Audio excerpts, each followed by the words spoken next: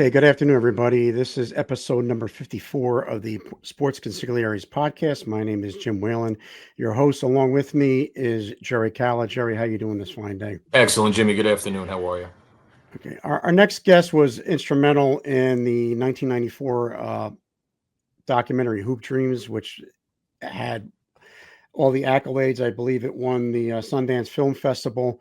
It's coming on. It was past the 30-year anniversary, but it was one of the films that kind of brought together the life of Arthur Agee and William Gates, two Chicago youths that were had the game of basketball, looking to kind of propel themselves and their family from their situation.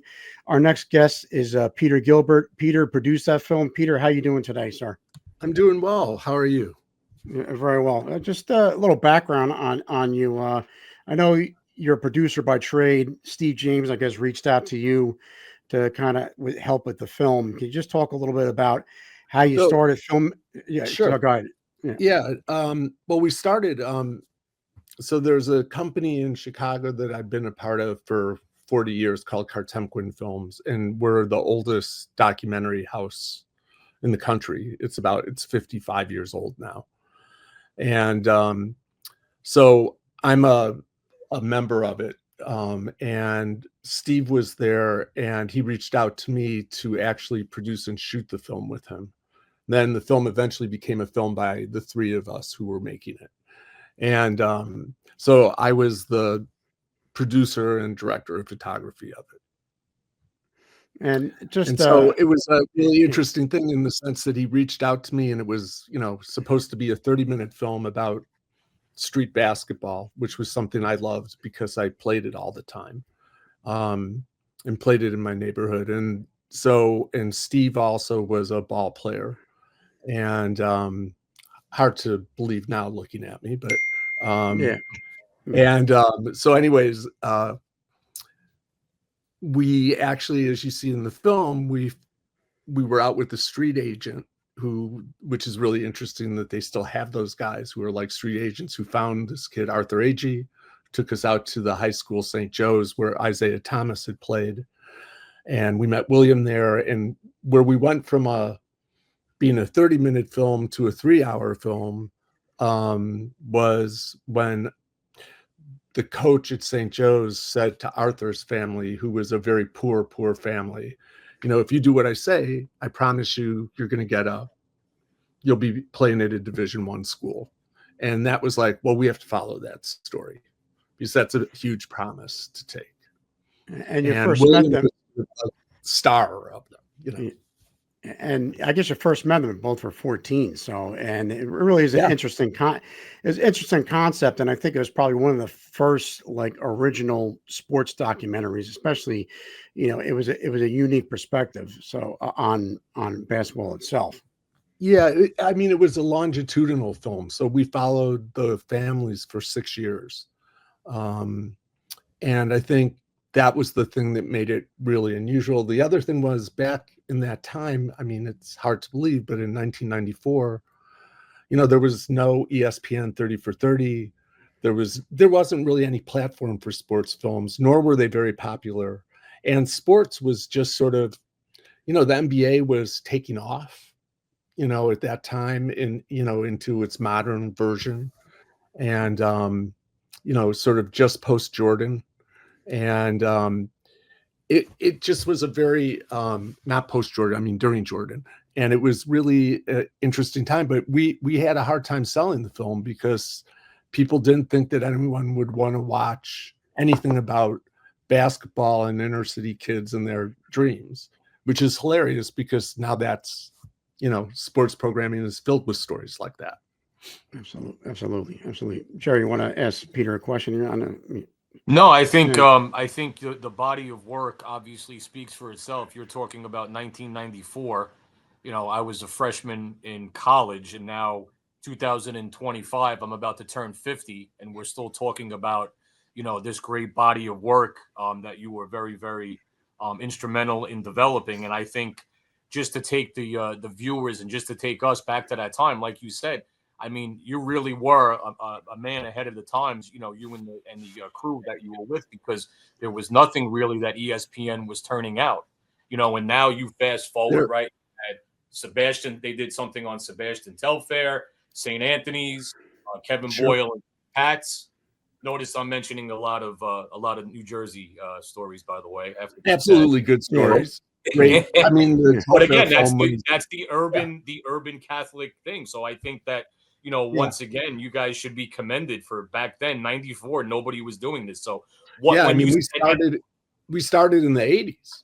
I mean, you know, like 85. And you know, the thing that was really interesting is that, you know, that really was right as Jordan started, you know, like that era. And so basketball was, you know, just taking off. You know, Nike was beginning to really become, you know, like it was going away from Converse. Nike was becoming, you know, the Spike Lee commercials came out. All of that stuff was going on. It was where culture and basketball sort of really intersected for the first time, I think, in a major way, that the way that you see it today.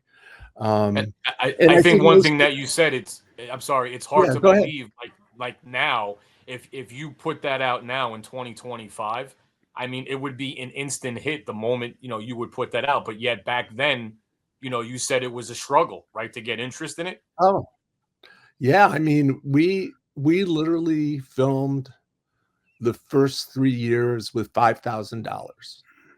Luckily, we had equipment and we just did it. I mean, we couldn't get funding. We finally got some, and then down the road more.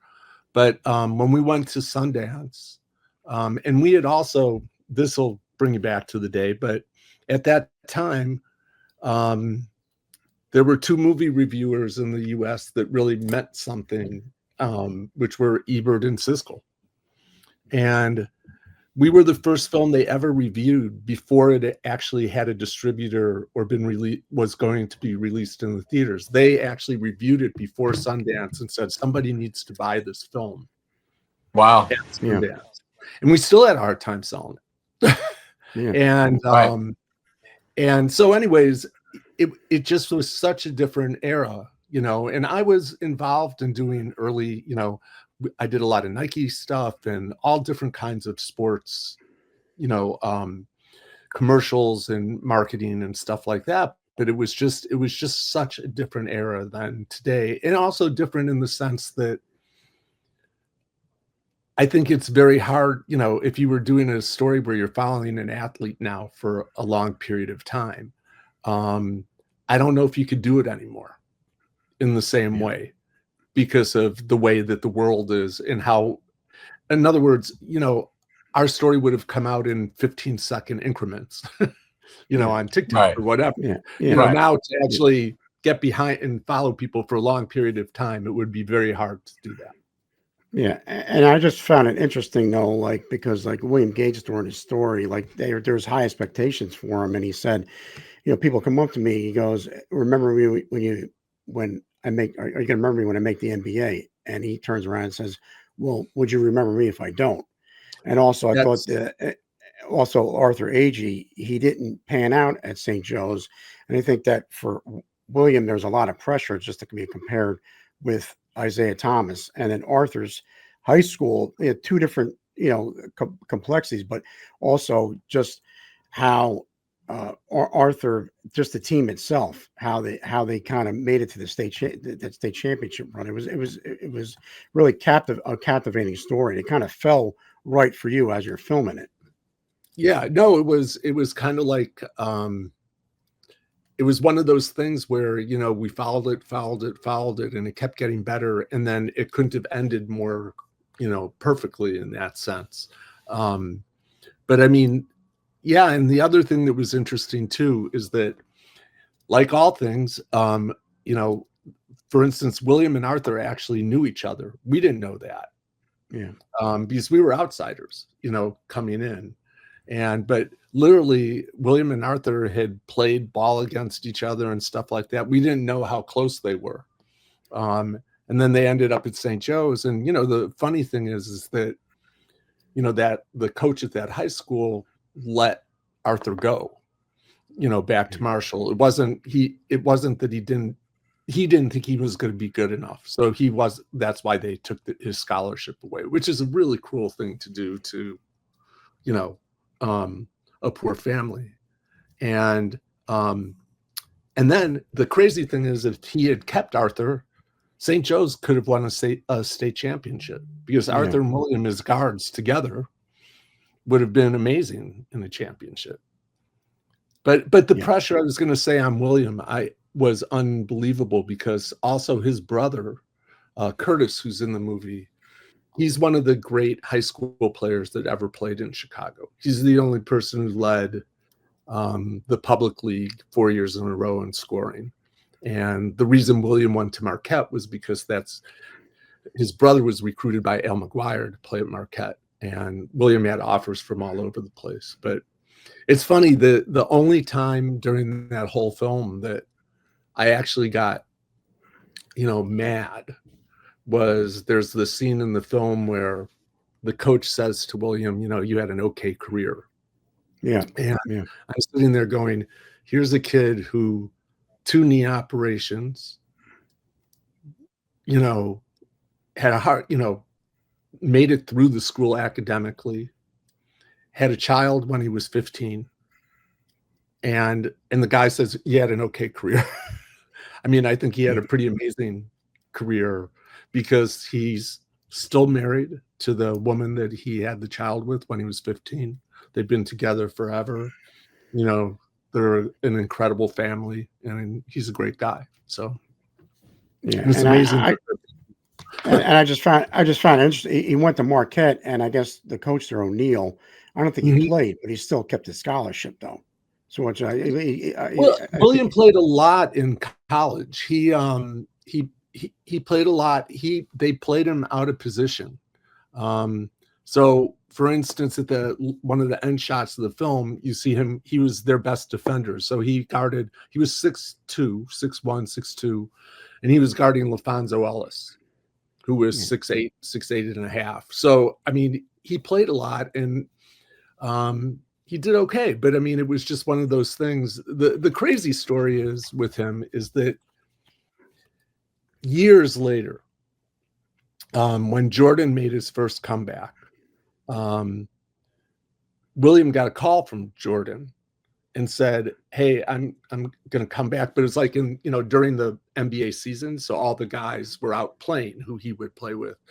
I need somebody to work out with, and William said, "Well, I'm kind of overweight, and I don't think that's going to work out." And then Jordan told him, "Well, I am too." So, and he literally worked out with Jordan for close to like 6-7 months, and then actually almost got a contract. He hurt himself, as would be, blew out his ankle right before he was signing with the Wizards.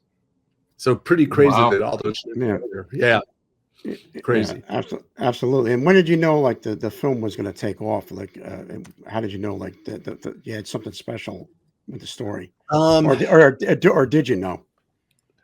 No, while we were making it, I would say no, until the final year. The final year, like putting in all that time and seeing the story come together, you could tell, at least for me, the film was going to be good. I think I had no clue how people would react to a documentary that was, we were basically the same. We came out the year of Pulp Fiction. So we were basically the same length as Pulp Fiction, which is a long film. And it was a real marketing debacle too, because they didn't want to market the film as a documentary.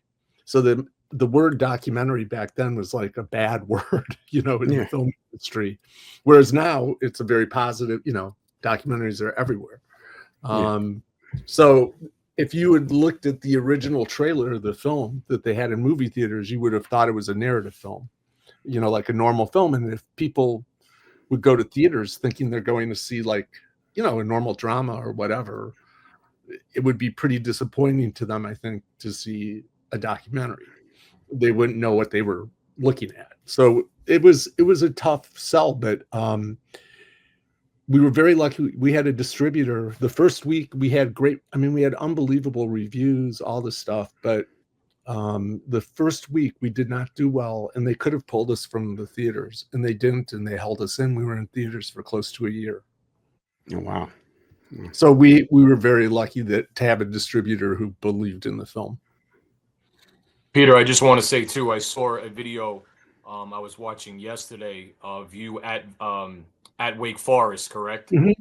That's where you are now. So you're at Wake Forest. It was a video, and you were just talking about the film really quick, just saying what sports does, for us, how it connects us, So yeah, I just wanted to ask you, what was and I know it was a long, windy road, but when you started the film and at the end of the film, what was one thing that was constant on your mind that you just wanted to deliver to your audience? I think for me, it was, to me, sports is, people use this all the time, it's like the great equalizer. It's like one of those things where, if you're standing on a subway platform at 2 a.m. and there's you and one other person, you're either going to talk to them about the weather or sports. And, it's the thing that is just, it's common with everybody. And, we are sports crazy. And so I think we looked at sports as, and I still do with the stuff that I do, as a way to bring people in and show them something that they haven't seen, because sports reflects us so much. So for me, the Hoop Dreams is really about family. Yeah. It's really about following those two families and their ups and downs, and trying to get through their eyes what that dream looked like, as close to that as we could. And so for me, there's a great sports element to it, and I love sports, but sports is also a great way to get in to look at other issues. And sports is always, in the forefront of issues, integration, down the line, civil rights, free agency. You go on and on and on. It's, it reflects who we are. And so I hope that people got the sense that what was really important was how these families dealt with the problems that they went through. Yeah. And yourself, I know you grew up in Chicago, so the story was kind of close to you, but I literally lived 6 blocks away from William, 2 different worlds. Okay. Yeah, well, I guess the neighbor was Cabrini Green or Cabrini, right? And which is it's well documented as a rough neighborhood. Yeah, so. Yeah. So. But there was a dividing street, North Avenue, and I was 3 blocks on one side. He was 3 blocks on the other. I could walk to his house, but it was like 2 different worlds, Yeah. And then after that, when we spoke on the phone, you said you did some work with Jordan. Chicago at the time, there was no bigger team than the Bulls, and no bigger player than Michael Jordan. Yeah, I did. I did television commercials with him, all different kinds of, from where people came in from overseas to do interviews with him, all kinds of stuff. I did some Nike stuff with him, and he was everywhere during that era. You couldn't get away from him, and it was amazing too. As a fan, a lifelong Bulls fan, it was an amazing thing to witness him. But yes, he was let's just say he helped me pay for my house. Yeah, so you know what I mean? There was just so much advertising and stuff around him. You forget, these guys now and women, just athletes, they're all their own brands. Yeah. It's like, and so now it's harder to tell a story, and I don't mean it's bad, but I'm just saying it's like, if you're a ball player, you have the money to tell your own narrative, your own story, and get it out into the world yourself. You don't really need lots of other people to do it. So that's why you see, like film, Steph Curry, I'm using basketball, but Steph Curry, he produced his own film about himself. Kevin Garnett, the same, things like that. And so it's really different now, the way that everything is done, sort of like, how does this shape my brand, and the brands that endorse me. And that was not quite the same, at that time. But I mean, I have a great Jordan story if you want to hear one. There is always all Jordan stories are great. So I worked with a director named Michael Apted, who was a really great filmmaker. Did James Bond movies, all kinds of stuff. And so he was doing a film in Chicago, and I was in the scene. It's called Blink, and it was with Madeline Stowe. And anyways, there's a scene where it's at the old Chicago Stadium, and the scene is basically a blind woman and her best friend. Her best friend is describing to the blind woman how great Michael Jordan is as a player during the game. So we filmed that, before the game, where they're talking. But during the game, I'm underneath the basket, and I've got a huge camera with me, not the normal camera. Yeah. And as they're warming up, Jordan comes over to me and he goes, "So what's the deal?" And I go, "You're in a movie. We're making a movie." And he goes, "Oh, am I getting paid?" And I go, yeah. Do you know how much? I said, "I heard 30 grand. And he goes, "Oh, what do they want me to do?" And I said, "Dunk," because basically they just really wanted a couple dunks. Yeah. So he said, right before the game started, he walked over to me and he said, "Just stay on the rim for the first 3 shots." And he just came down. Times. And that whole game, I'm not kidding. That whole game, underneath the basket, he would shout to me what he was going to do. And the shot that's in the film, he dunks under a rookie Alonzo Mourning. And Alonzo Mourning, started talking trash to him, which was not, the trash was hilarious. It was the old Charlotte Hornets. So it was, Larry Johnson and his grandmama days, and all, so you can imagine the banter and all that stuff.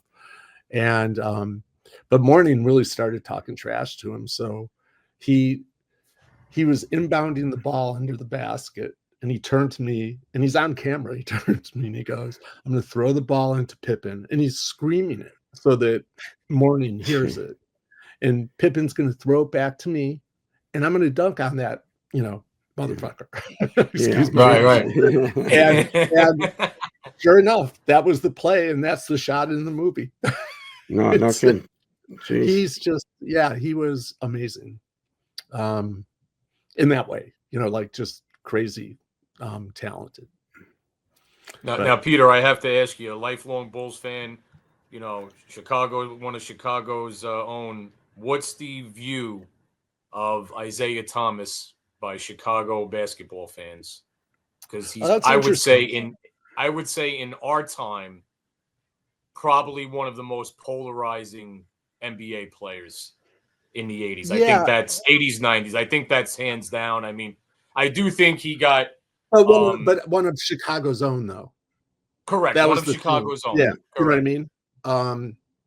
I think he was.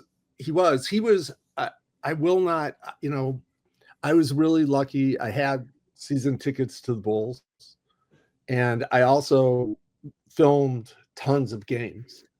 And I saw Isaiah play from high school up. And he was one of the most tenacious ball players I've ever seen. I think he's really underrated in when they talk. Agreed. About, you know what I mean? When they talk. And also about, as much as I love the NBA now, I just feel like what was great about that era was, there was hand checking, the physical part of the game was, it was intense. So Isaiah, guys like him and Iverson and people that were small like that, to go to the hole like that, and to, how much, just when you would see how hard hit he was all the time playing. And he was a great player. So I think in terms of Detroit Bulls, because we had our hump to get over to the championships was playing the Pistons. We had to beat the Pistons, and we could never beat the Pistons for years. So I think he was, certainly the fans did not love him as a Piston. I think they liked him as a Chicagoan. And no one will sort of forgive him. I mean, now, but I'm saying then, when they walked off the court. Mm-hmm. I don't know if you remember, but when the Sure. Bulls finally made it past them, right? Mm-hmm. They walked off the court. And then there was that whole thing with Isaiah and Jordan. So, you know, where they had, you know, like he wasn't on the Olympic team, you know, the dream team and stuff like that. So he should have been. I don't know how Yeah, you feel yeah. about that. He should have been on the dream team. Yeah.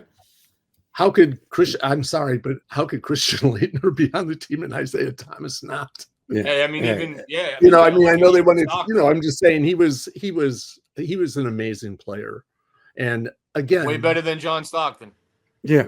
And now, I mean, won a national championship too at Indiana too. So I mean, and also won college and NBA championships. I mean, that they were great. And he was also, I mean, he's also he's a quiet guy, but you know, in terms of I'm friendly with some of the ball players, you know, from Michigan, because I filmed a lot up there too. And you know, he was really great to those kids in Detroit. I mean, in that whole area, he was a really good, I mean, as tough as he was and all that stuff, he was giving these kids and their parents advice about what to do with colleges and how to deal with stuff. And, you know, there is that fraternity, which is nice amongst ball players. So, right. And now you're down in Wake Forest. I know that you had a successful career. You made a couple of films after Hoop Dreams, and Hoop Dreams wasn't the only about film. 30. About 30 films. Yeah. So, and then now you're down the documentary film program in Wake Forest. So just talk a little bit about that program and like how did it start? And then like, how'd you get involved and what does the school want to accomplish as far as filmmaking? Sure. So we're kind of unique. It's really, it's great for me. I'm what they call a full professor of practice. So what that means is I just have a college degree. I don't have like, you know, a master's or MFA, but life experience. I'm a full professor. And so what's great is I have the opportunity where I can teach in a documentary film program, and it's only graduate. So it's Masters of Fine Arts, which is what they call it's like a doctorate in the arts. And then we also have a master's program that's really unique, which is a master's in sports storytelling. Wow. And so what that is doing so that we're teaching kids, they come in and we teach them the stuff they need to do, you know, the social media and all that stuff that you would do for a team or whatever. But then we have them, they do films that are much deeper films, more along the lines of films like Hoop Dreams or whatever about sports in shorts, you know, 20 minutes and whatever. And the kids are doing incredibly well. And I got down there actually because I was invited they had a department and I was invited to just try it for 6 months. And I figured that for once, maybe my wife deserved an actual paycheck coming in every month. No, because, you know, filmmaking is always a ride. You know, there's, you know, it's like all kind, it's not steady. It's just this up and down ride. And so, and especially documentary filmmaking. So it's been a really nice thing. And it's really fun teaching the sports part of it. Because Wake is a really great school for that, because we only have 5,400 undergrads, but it's an ACC school. You know, so it's got a 45,000 seat stadium. If the whole school went, it would be one sliver of the stadium. You know, I mean, you know, it has a big tradition in basketball and also all the sort of what I would call country club sports, like they're great at tennis, golf, soccer, not that, but what's great is because it's small, you know, the athletes are all accessible. The coaches are all accessible. You know, they're not hidden away like where you might at a bigger school or a bigger program.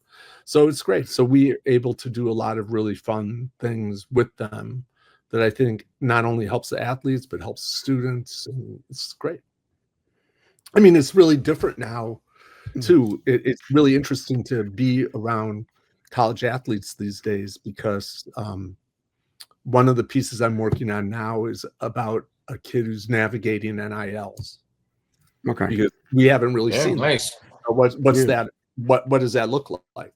And how do colleges deal with it and stuff like that? Because they have to have NIL departments now. Because if they can't, if they can't put packages together for these kids, they're going to go somewhere else.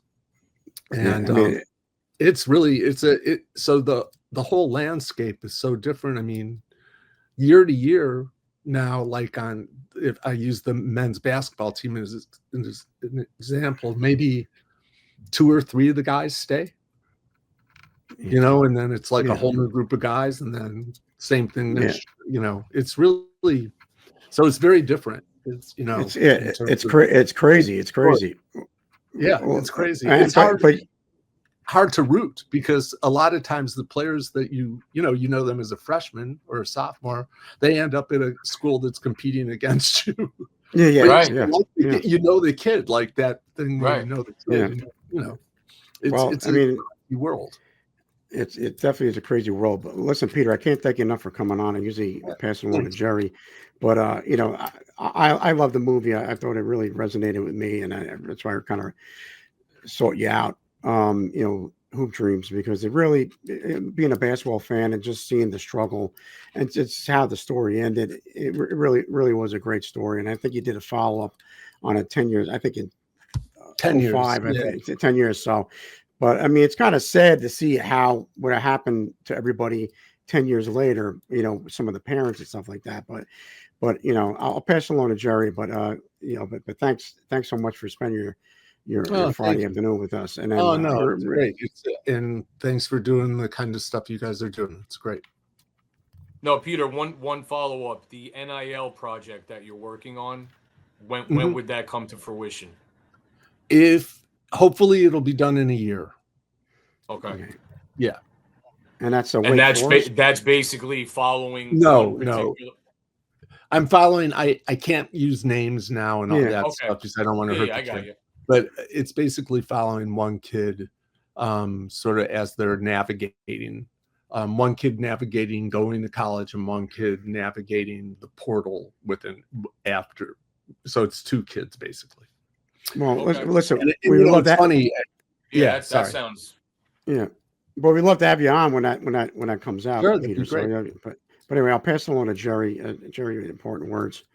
So basically, Peter, just to follow up, and then I'm sorry, it's just basically in a nutshell, you're going to educate us or show us and educate us, I should say, in the process of how one goes through the portal with the NIL and what really goes into being in the NIL.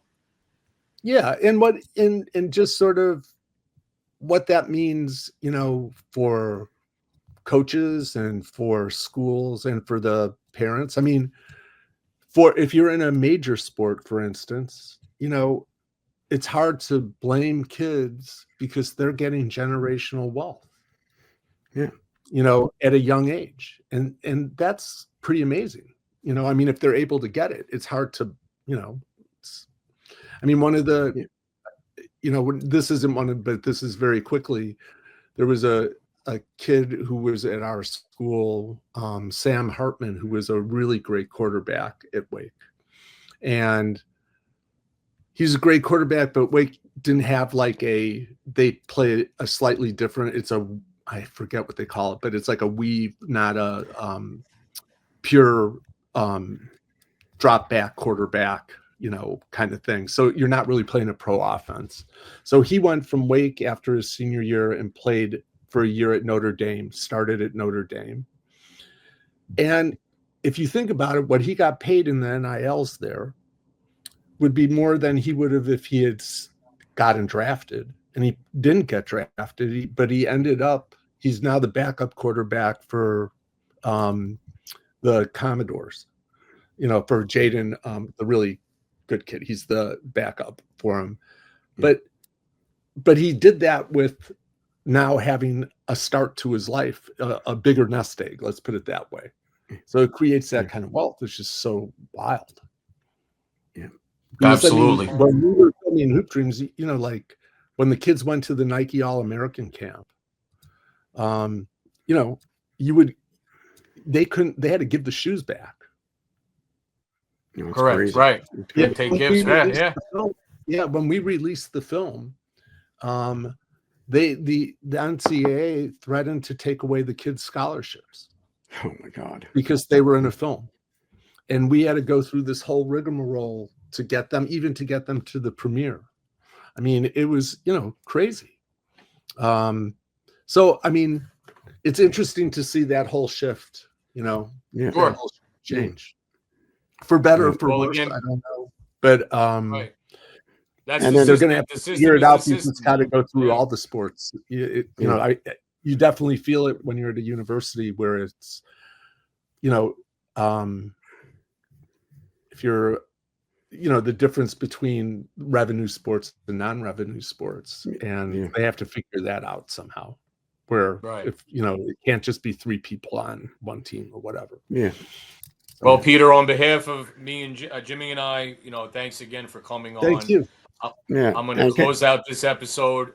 Anybody that likes sports or where sports meets reality, anybody that's a fan of the 30 for 30s, any documentaries, you should check out Hoop Dreams, 1994 documentary, the first documentary.